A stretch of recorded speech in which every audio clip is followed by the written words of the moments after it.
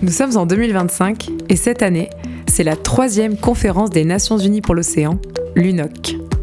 Un moment unique pour mettre en lumière le rôle vital de l'océan et pourquoi le défendre. Mais comment faire, à notre échelle, pour s'engager, avoir un impact et trouver des solutions pour que vive l'océan ? Pour cette nouvelle saison, embarquons à bord de la goélette Tara, avec une fois encore des personnalités qui nous racontent pourquoi et de quelle façon elles s'engagent. Chaque épisode est une étude de cas, un exemple d'engagement, une piste de réflexion pour la protection de l'océan. Naviguons ensemble à travers ces regards croisés. Quand on se baigne dans l'eau salée, dans la mer, dans l'océan, on se baigne dans du plancton. On ne le voit pas, et pourtant il est là, partout autour de nous. Le plancton, ce sont des milliers d'espèces, animales et végétales, qui ont la particularité de se laisser dériver au gré des courants de l'océan. Microscopiques, ils sont un véritable peuple invisible, premier maillon de la chaîne alimentaire marine. Mais alors comment protéger ce que l'on ne voit pas ? Comment rendre visible cet invisible si essentiel à la vie sur Terre ? Et quel rôle peuvent jouer les sens dans tout ça ? Je suis Eva Salomé de la Fondation Tara Océan, et dans cet épisode, parlons du rôle des sens, notamment à travers l'art, dans la protection de l'océan. Pour répondre à toutes nos questions, j'ai le plaisir de recevoir Christian Sardet, biologiste marin et artiste, et Wilfried Nsondé, écrivain. Ils vont croiser leurs regards, ici, à bord de la mythique goélette Tara. Christian, Wilfried, bonjour et merci d'être avec nous aujourd'hui pour partager votre expérience. Bonjour Eva Salomé. Avant de rentrer dans le vif du sujet, est-ce que vous pouvez vous présenter Oui, voilà, je m'appelle Wilfried Nsondé, je suis écrivain, romancier et j'ai eu la chance de participer à une mission océanographique sur la goélette Tara, c'était en 2021. Et suite à ça, j'ai écrit un roman qui s'appelle Elusfera, fille des abysses. On aura l'occasion de discuter par la suite. J'espère. Et oui. Et vous, Christian ? Moi, je suis biologiste.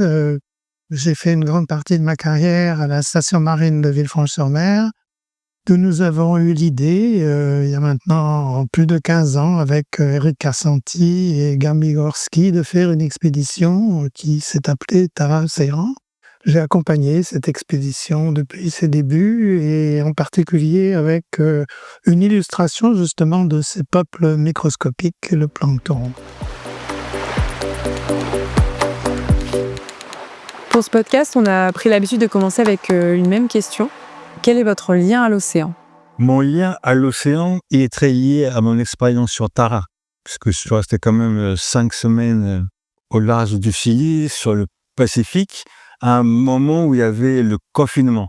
Donc, je n'ai pas touché terre en 5 semaines, et donc ça a beaucoup imprégné ma relation à l'océan, qui est aussi très lié au plancton, à toutes les populations sous-marines, tout ce que je ne voyais pas, dont j'ai pris conscience de l'existence. Voilà, donc pour moi aujourd'hui, l'océan, c'est un vivier de vie. Et vous, Christian, quel est votre lien ? Alors, pour moi, peut-être dans mon enfance, je campais beaucoup avec mes parents et on campait près de l'océan tout le temps. Donc j'avais cette relation depuis l'enfance, et quand je suis devenu biologiste, j'ai eu cette attirance naturelle pour retourner vers l'océan, et c'est comme ça que je suis venu fonder un laboratoire à Villefranche-sur-Mer, près de l'océan. Donc j'ai parlé du plancton car c'est un sujet qui vous est commun et qui nous anime aussi à la Fondation, bien évidemment. Vous avez tous les deux embarqué à bord de Tara lors d'une résidence artistique. Depuis sa création, la Fondation Tara Océan accueille des artistes à bord pour révéler la richesse, mais aussi la fragilité de l'océan, autrement, par le prisme de l'art et quelque part sous un angle un peu plus sensible. Et à bord de Tara, on travaille surtout évidemment sur l'étude du plancton. Oui, Wilfried, donc vous dites, vous êtes resté 5 semaines à bord pendant cette épidémie du Covid. Comment s'est passée cette résidence qui est du coup un petit peu inédite, cette immersion avec les marins, les scientifiques et votre découverte du plancton ? C'était une expérience humaine très riche. Donc, je découvrais l'océan, mais je découvre aussi des marins, des scientifiques de différents pays. Ils avaient tout un apprentissage, toute une période d'adaptation. Le rapport au plancton était déterminant. C'était la 2e nuit de quart où le marin avec qui j'étais me dit « Viens ». Et à l'arrière du bateau, sur 100 mètres, l'océan brillait. Il me dit « Le plancton est là ». Et donc, il y a eu quelque chose de l'ordre de l'admiration Et ce qui était important pour moi, effectivement, c'est pas d'expliquer le plancton, c'est de le célébrer. Mmh. Voilà, je pense que par le biais de la célébration, de l'émerveillement, on peut arriver à la protection. Mmh. Et qu'est-ce que vous avez ressenti, justement, quand vous l'avez vu pour la première fois? Et ben, j'étais fasciné parce que je pensais, comme beaucoup de gens, que le plancton, c'est des trucs que les baleines mangent. Mmh. Et là, je me rendais compte que ces organismes qui n'ont qu'une seule cellule et qui n'ont pas de cerveau sont capables de produire de la lumière avec leur corps. Nous avons des milliards de cellules, nous n'en sommes pas capables. Donc, il y a comme un renversement de tout. Ils m'ont fasciné, ils m'ont impressionné. Ils ont des capacités incroyables avec très peu de choses. Et je conserve ce sentiment d'émerveillement, de fascination, de respect absolu. Et pendant votre résidence, comment votre projet artistique a évolué? Parce qu'on sait que quand on embarque, il y a toujours un avant, un pendant et un après. Comment ça s'est passé pour vous? J'avais cette chance que pour moi, il n'y avait pas d'avant. L'idée, c'était vraiment de monter complètement naïf et ignorant sur un bateau avec des gens qui connaissent l'océan, avec des gens qui connaissent les populations marines et d'apprendre. Donc, je passais mon temps à leur poser des questions, à regarder les livres sur le plancton qu'il y a dans la bibliothèque de la Goélette. Et donc, je me nourrissais de ça et j'apprenais. C'était une immersion. Quand il y avait des prélèvements d'eau, je pouvais les observer au microscope, j'avais de la littérature, il y avait tout un tas de sources qui me nourrissaient. Et surtout, les questions-réponses avec les scientifiques. Donc, c'était vraiment un apprentissage et une mise en scène, parce que je commençais à écrire, mais tout ça en direct, en live. Ouais. C'était très vivant comme processus. Christian, vous êtes passionné par l'imagerie scientifique et artistique des cellules et des organismes. Qu'est-ce qui vous passionne, vous, justement, dans le plancton? Alors, le plancton, pour moi, c'était la diversité extraordinaire des formes de vie, de leur stratégie de vie, de leur ancienneté aussi, parce que ce sont les organismes les plus anciens que nous pouvons côtoyer, ou du moins leurs descendants. Donc c'est cette diversité que j'ai beaucoup utilisée dans mon travail, parce que comme j'étais un biologiste plutôt du côté des cellules et des molécules, ma stratégie, c'était poser la bonne question au bon organisme. Et donc, le plancton, pour moi, c'était cette profusion d'organismes auxquels je pouvais poser des questions comme celle que tu as mentionnée tout à l'heure, par exemple. Comment émettez-vous de la lumière? Voilà une question particulière qu'on peut poser à certains organismes du plancton parce qu'ils le font sur commande. Et donc, on peut vraiment en savoir plus sur comment ils le font. Et est-ce que ce sont des façons universelles de faire ou est-ce que différents organismes produisent la lumière de façon différente? Enfin, on peut poser tout un tas, c'est une infinie quantité de questions que l'on peut poser. Donc, ça nourrit la curiosité. Vous avez notamment coordonné l'expédition Tara Océan, qui a été consacrée à l'étude du plancton, et initié le projet Chronique du plancton, qui dévoile la beauté et la diversité, comme vous disiez, du plancton. Est-ce que vous pouvez nous expliquer un petit peu ce projet et sa genèse? Dès le début de l'expédition, j'étais proche de ma retraite. Je savais que je ne ferais pas des analyses scientifiques sophistiquées comme beaucoup de mes collègues.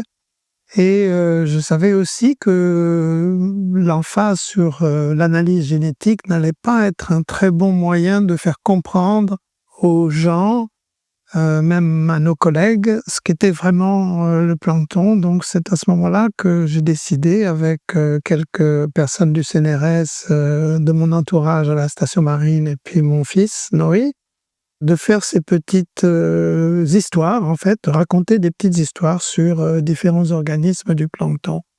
Donc c'était une volonté de communication, justement de partager l'émerveillement, parce que tous ces organismes, même s'ils sont très simples, unicellulaires pour beaucoup d'entre eux, ils ont déjà des comportements sophistiqués, ils ont des personnalités presque, on pourrait dire, et puis tous ces organismes microscopiques comme les petites crevettes, le krill et tout ça, ils ont des cerveaux, ils ont à peu près tous les organes que nous avons.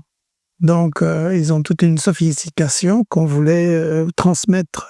Parfait, justement, il a pris quelle forme? Parce que vous avez sorti un livre. Plusieurs livres, d'ailleurs. Le livre est venu après les films. Hein. Oui, Vous avez décidé de mettre ça en place. C'est venu petit à petit, sans vraiment trop de planification. On a fait cette série de films, puis après, effectivement, j'ai réalisé qu'il n'y avait pas grand-chose pour le public sur ce sujet, donc je me suis transformé en photographe. Et puis j'ai beaucoup appris dans ce processus, parce que je connaissais quelques organismes du plancton, ceux sur lesquels j'avais fait des recherches, mais je n'avais pas une connaissance générale. Je suis devenu un généraliste du plancton. Et il y en a peu maintenant, il y a beaucoup de spécialistes, mais j'ai adoré devenir un généraliste. Ce que j'aime beaucoup dans vos témoignages, c'est que vous parlez aussi beaucoup d'émerveillement. Ce que vous disiez, Wilfried, avant de la protection, c'est beaucoup l'émerveillement. Justement, c'est aussi tout le sujet de cet épisode, c'est parler de ce côté plus sensible, de ce qu'on va aller chercher autrement par la raison. L'être humain étant doté de 5 sens, l'ouïe, l'odorat, le goût, le toucher et la vue, qui nous permettent de percevoir le monde. Vous avez tous les deux choisi à travers le sensible de rendre visible le plancton, ces micro-organismes invisibles pour la plupart à l'œil nu. Christian, dans votre film Le ballet du plancton, le spectateur est complètement immergé dans l'univers planctonique. C'est une œuvre qui se regarde, qui s'écoute. Comment vous est venue l'idée de créer un ballet ? Ben ça, c'était un travail avec mon fils, et c'est surtout son travail à lui avec toute une équipe de Montréalais qui s'appelle les Macronautes, où finalement on a réalisé qu'à partir d'une énorme base de données de différents organismes du plancton, qui étaient toutes filmées de la même façon, c'est-à-dire avec des fonds noirs, on pouvait littéralement peindre avec le plancton. Et c'est de là qu'est venue cette idée du ballet du plancton, qui est à l'origine une projection qu'on a fait dans un cylindre, donc quelque chose qui était immersif pour le Muséum d'histoire naturelle à Paris. Le public pouvait rentrer dans ce cylindre et être entouré de plancton. Donc c'était l'idée de faire quelque chose d'immersif, sans texte, avec une musique agréable et que les gens pouvaient contempler. Et justement, qu'est-ce que vous souhaitiez transmettre à travers cette œuvre, et j'ai même envie de dire à travers cette expérience ? De l'émerveillement, un sens pour la diversité des formes et des couleurs de cet écosystème.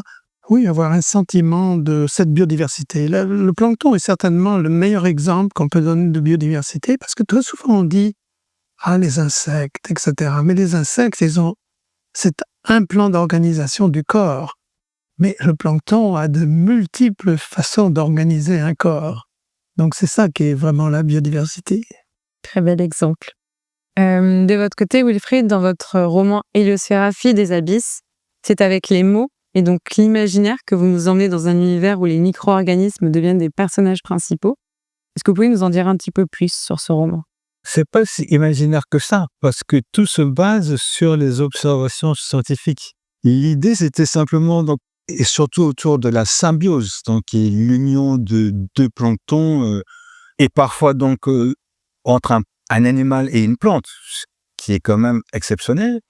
L'idée, c'était de partir de ces données scientifiques, donc la symbiose, mais de la raconter autrement. Là où mes amis scientifiques me disaient que c'était un processus biochimique, moi j'y voyais de l'amour. Et j'y vois encore de l'amour. Je me dis, mais c'est parce que c'est une union charnelle.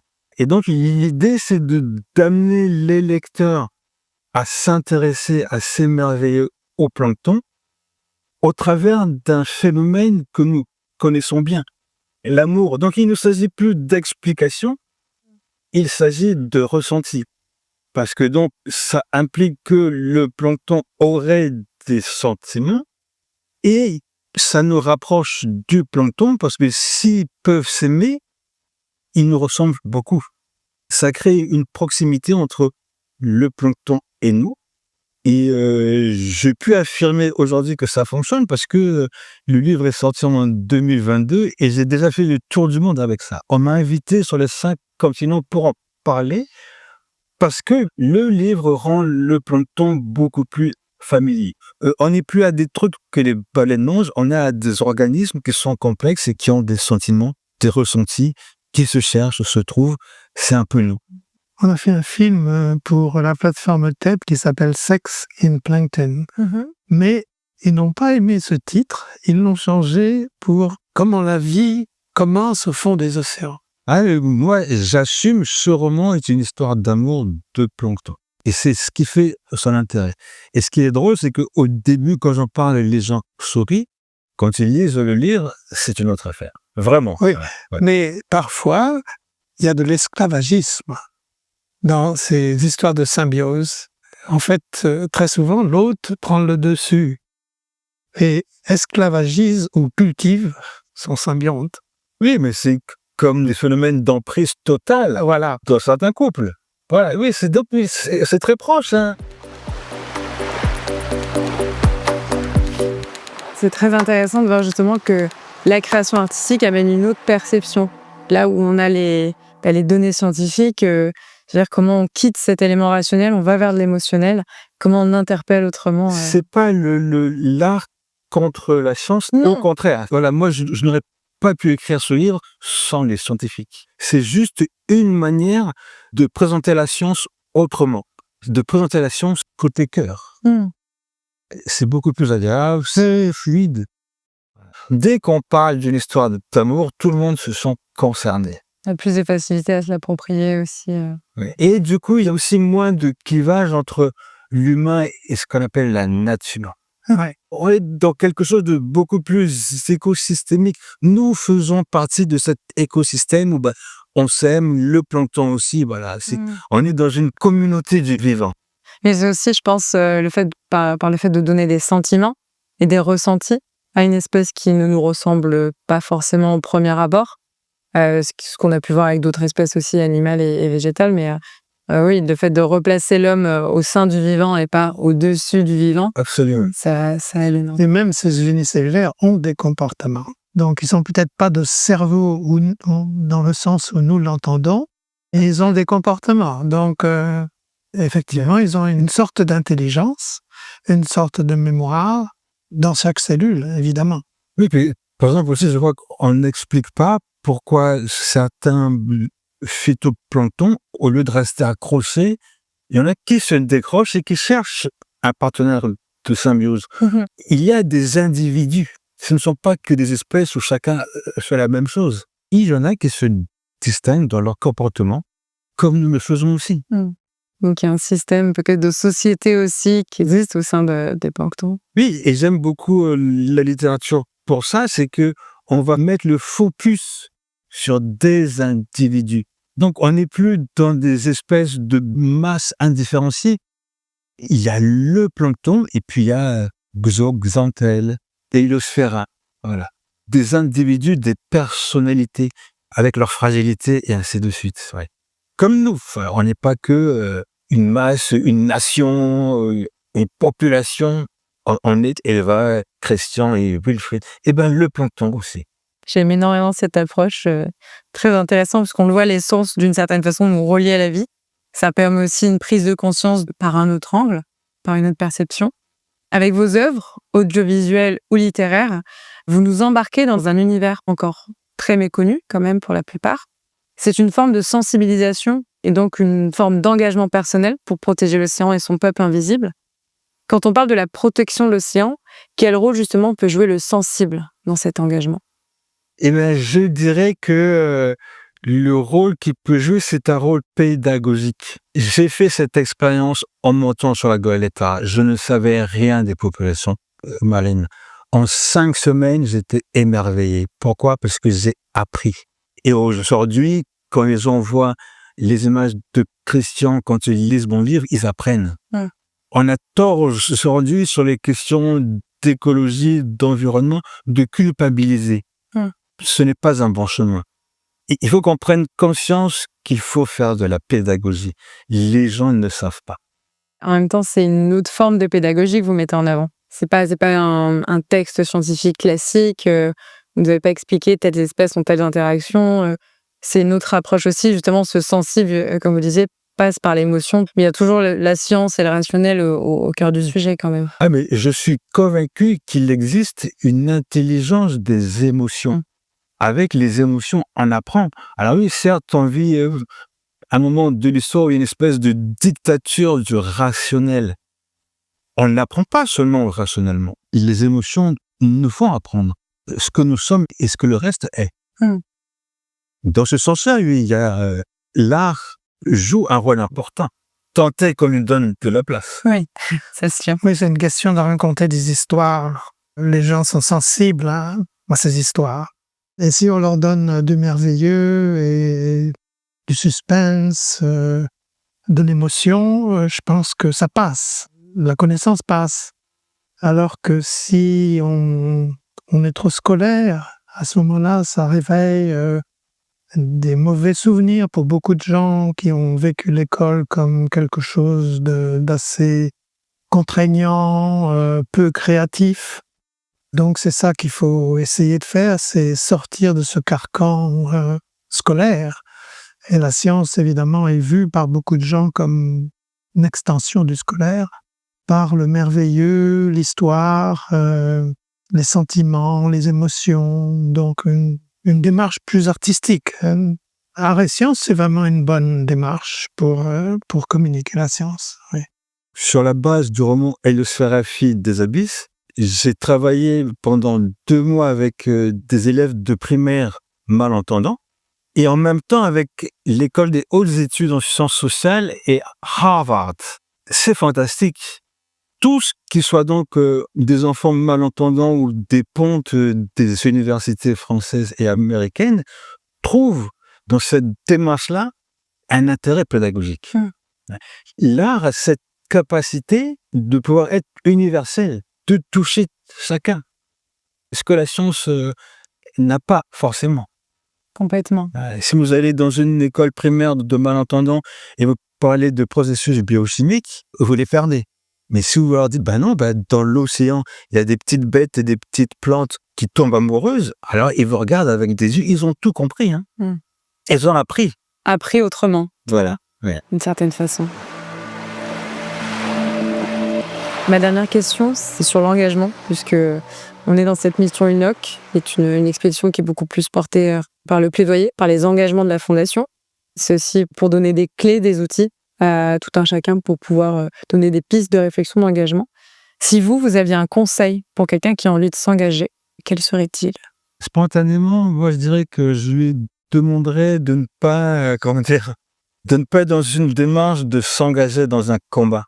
Je lui dirais, émerveille-toi, laisse-toi fasciner et partage ça avec d'autres. Une approche plus positive, sans doute. Oui, plus sensible, plus positive et pacifique.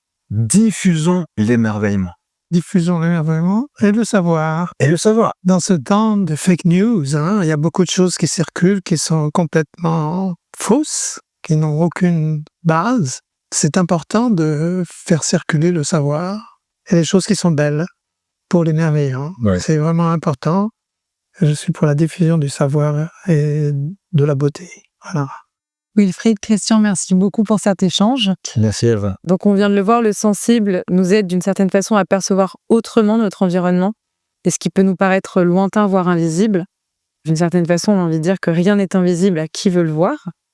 Découvrir, se renseigner, partager les connaissances et l'émerveillement, c'est déjà une forme d'engagement. Il est temps pour nous de descendre à quai, car Tara reprend la mer pour sa mission UNOC. Merci de nous avoir écoutés. Un podcast de la Fondation Tara Océan, produit par Good Drama et réalisé par Studio Fred H. Vous pouvez nous soutenir en partageant ce podcast et en parlant de nos actions. Ensemble, défendons le vivant, protégeons l'océan.